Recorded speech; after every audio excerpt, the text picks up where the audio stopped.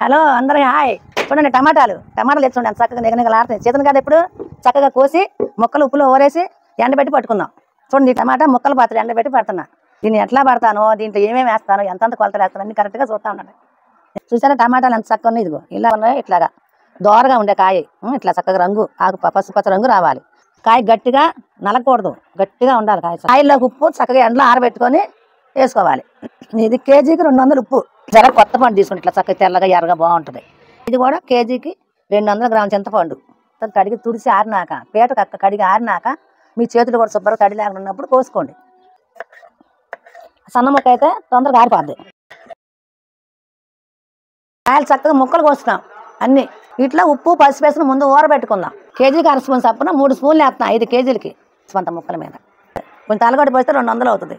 నేను తూకం వేసి ఉంచుకున్నాను ముందే. 1 కేజీకి 200 గ్రాముల చప్పున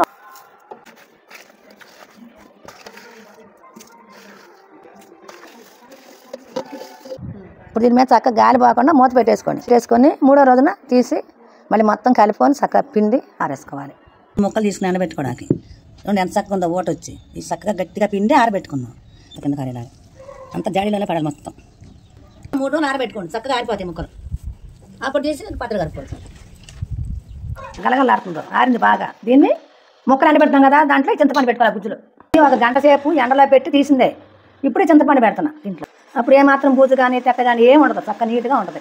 ఆరబెట్టి ఇట్లా పులుసులో వేసుకుంటే ఇది మన రుబ్బేటప్పుడు మెత్తగా నాని చక్కగా నరిగిపోద్ది. మొత్తం గలగలగలమంట పడుతుంది. ఇలా ఆరబెట్టుకోవాలి ముక్కల్ని. సరే ఇదిగో ఇట్లా కారం ముక్కలు అన్నీ కలిపి గంటలు వేసుకుందాం. సరే ఎంత బాగుందో ఎర్ర మిరవగాయలు మంచి కాయలు తెచ్చి ఆడించుకుంటాం. మేము తొడియాలు తీసి సూపర్ నీట్గా. కేజీకి 200 చప్పున 5 కేజీలకి 5 రోజులు వేసుకోవాలి. 5 కేజీలకి 200 గ్రాములు వేస్తాను నేను. త్వరగా వేపుకున్నాను. వీటిని కూడా మిక్సీలో వేసి పొడి చేసుకొని మనం రుబ్బేటప్పుడు పచ్చళ్ళు వేసుకోవాలి. ఇట్లాగా 5 కేజీలకి 500. 1 కిలో ఎల్లుల్లిపాయలకి నాకు మలిసి ఇంకా వలసి గంటలు వేస్తాం. అది ఇటు కడిగే శుభ్రంగా ఆరబెట్టుకోండి. బాగా 1 గంట గంటన్నర ముందు ఆరబెట్టుకోవాలి. గంటలు వేసుకుందాం. ఇప్పుడు దీని కారం చూడండి.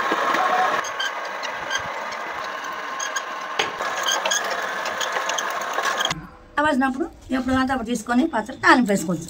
అంతే. ఇట్లా ముక్కలు ఉంటాయి ఇందులో. ఇదిగో ముక్కలు పచ్చడి ముక్కలు ఎండబెట్టుకుని పట్టుకునే పాత్ర ఇది. నూనె 600 దాకా పడుతుంది తాలింపుకి.